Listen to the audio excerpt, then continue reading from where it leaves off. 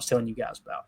All right, Emilio, I know this is going to be important for you playing college football 26 right now. Absolutely. Okay? Absolutely. I've been putting in the hours, just road to glory. Got to make sure you get your studies up. Make sure don't skimp on doing the studying early, man. You get those 3 years and you can get out. You don't have to go to school the 4th year. Now we're talking. I seen a YouTube thumbnail. Tim, do you know what he's talking about, by the way? No. So there's a mode in the college football video. There's a mode in the college football video game called Road to Glory. Yep. And basically, you create a high school player, and you play through your senior year of high school, like the important moments, and then you get recruited. You go Uncle Rico style, back to high school. Back in '82, man, I could throw a football over them mountains over there. Always. You get recruited to college, and when you get to college, you got to make decisions along the way. There was a thumbnail popped up on my YouTube feed the other day, and it was the funniest thumbnail. It was a guy that looked like he was 43 years old. He had a mustache, an AFM mustache, but it was blonde. And he was holding 2 beers and had a cigarette hanging out of his mouth. And he said, I played Road to Glory and made every bad decision on purpose to see what would happen.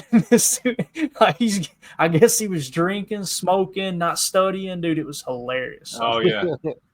Anyway, so the top quarterbacks, this is what we were talking about. This is what's going to determine the market value of the quarterback position going into free agency, right? Because the reality is NFL general managers want to draft a franchise quarterback. That's what they want to do. If they're in a position to do so, they want to do that.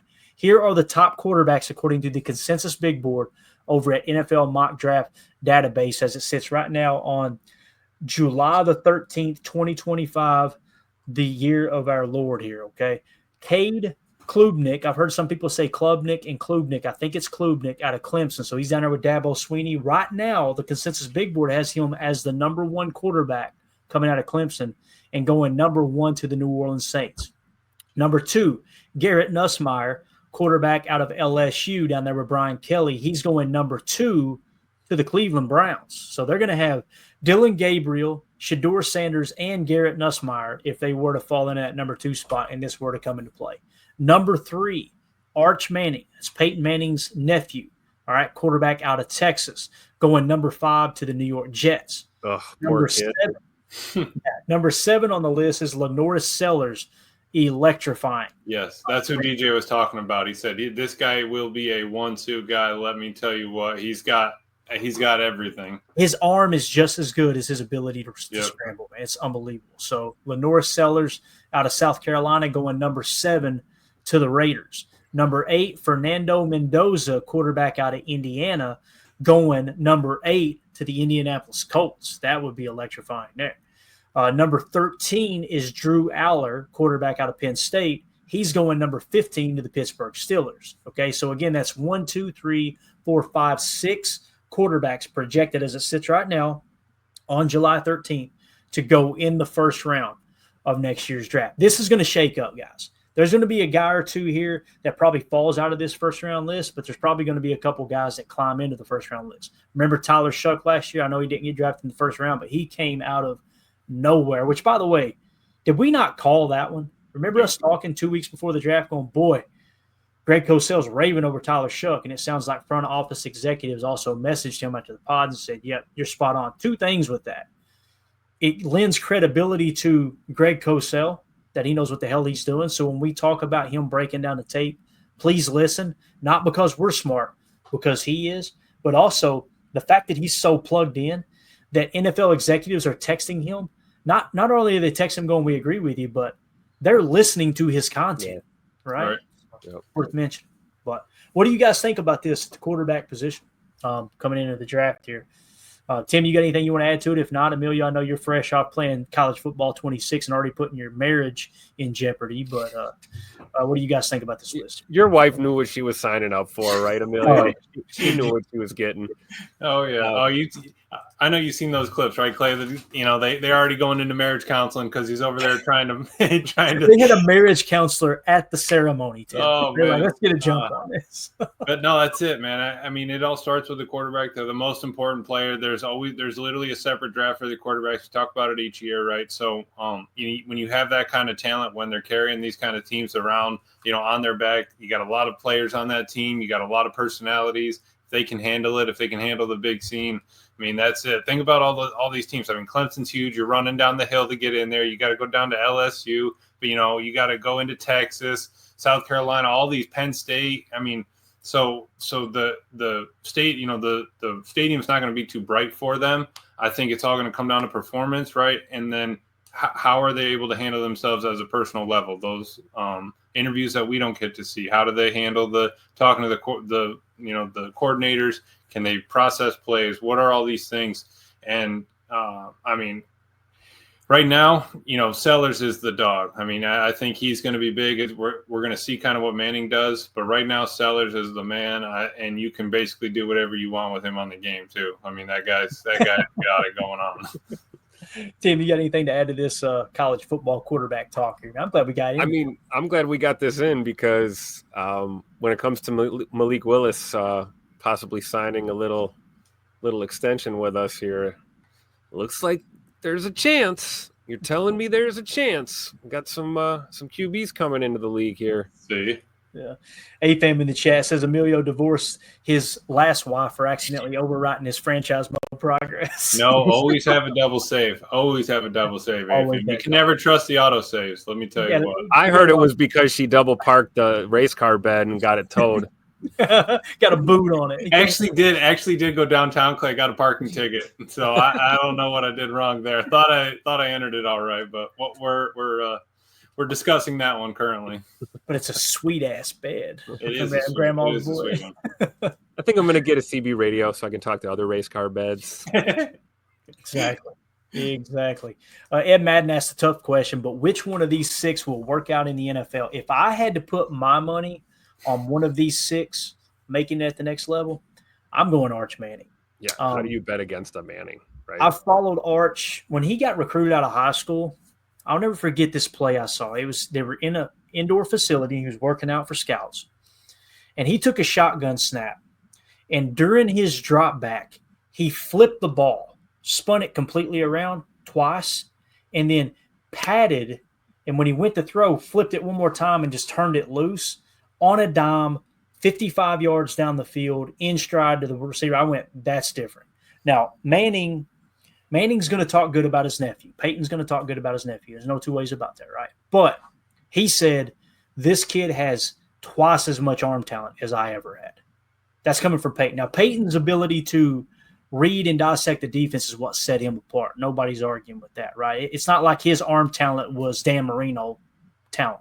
It was his mind, his ability to process, and his accuracy was good, right? Arch Manning, I think he's a real deal. Now, here's a little teaser for you guys. I don't want to give away too much information, but little birdie the other day passed wind to me that – not broke wind, but pass wind. Pass word to me that Peyton had his son Marshall. Okay, his son's named Marshall, and he's in middle school, about to go to high school, right? Little birdie told me that Peyton Manning had Marshall touring a school in Chattanooga. I'm going to keep the school nameless right now because I don't want to get anybody in trouble because this is someone pretty high up there. He had Marshall touring a high school, Baylor. I'll just say it. All right. Baylor High School in Chattanooga. Baylor is quickly becoming a pipeline for the University of Tennessee. So and you're going, what does this matter, Clay? Well, who cares? Here's why it's a big deal. Peyton and his family live in Colorado because he's a part of the Denver organization right now, helping run the Denver Broncos, right? So if he's going back and filling out applications to potentially get his son in a high school in Tennessee, roughly, how far away is Chattanooga from? Hour and change. Just like an hour and 10 minutes, right? So are they setting this up to where he can go down there and get coaching that the University of Tennessee is familiar with so he can have his son Marshall go to the University of Tennessee and play quarterback? I think that's kind of cool. So why is this important? Listen, if you care about the history of the game of football, it's important. You had Arch Manning, the grandpappy, he went to Ole Miss, right? And then, of course, Cooper, which is Arch Manning, the grandson who's named after Archie Manning. Cooper Manning got hurt. He was a receiver, really, really good receiver. He got hurt. He had some kind of, I want to say it was some kind of degenerative disease or something that basically ended his football career, right? Well, he didn't get to go and play at the next level. But you had Eli Manning chose to go to his dad's alma mater, Ole Miss. You had Peyton chose to go to the University of Tennessee and write his own story, right? And now you've got Arch Manning, who is at Texas writing his own story, right? And that was Cooper's son. Now you got Marshall Manning, Peyton's son, potentially positioning himself to be in the state of Tennessee and go to the University of Tennessee. It's just cool, man. It's cool. So now, will Marshall be as good as Arch? I don't know.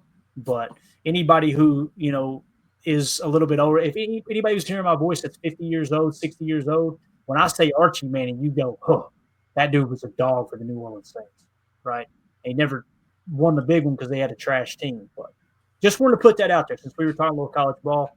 Emilio, would Knoxville not go absolutely crazy? Dude, you can still walk into gas stations down here, and they still have Peyton playing in his UT outfit as a Gatorade sponsor. I'm not you literally can walk into any gas station down here, and they still have him in it. It's crazy, and they bleed orange down here. So I'm telling you, you bring another Manning back, it would be sold out for 4 years straight. You know what I mean? Yeah.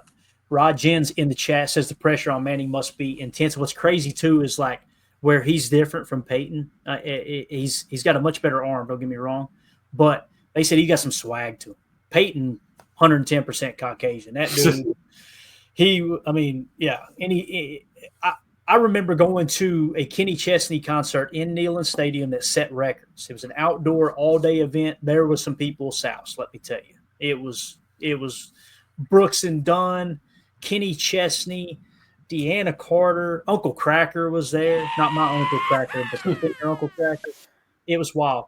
Peyton Manning came out on stage with Kenny and sang Back Where I Come From, which is a song about Knoxville, the Knoxville area that Kenny wrote about it.